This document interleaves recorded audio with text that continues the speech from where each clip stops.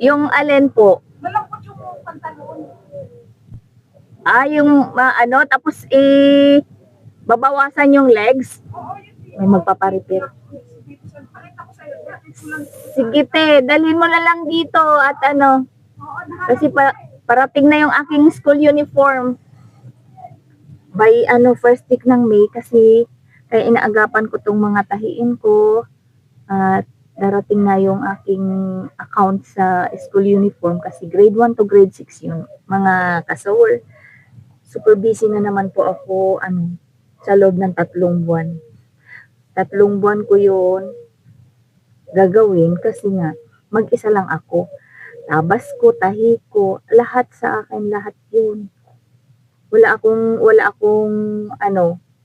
akong helper, wala rin akong mananahi, ako lang, sarili kong gawa.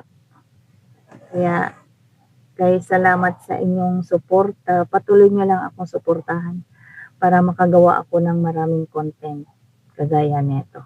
Salamat sa inyong lahat. Shout out sa mga mananahi dyan. God bless.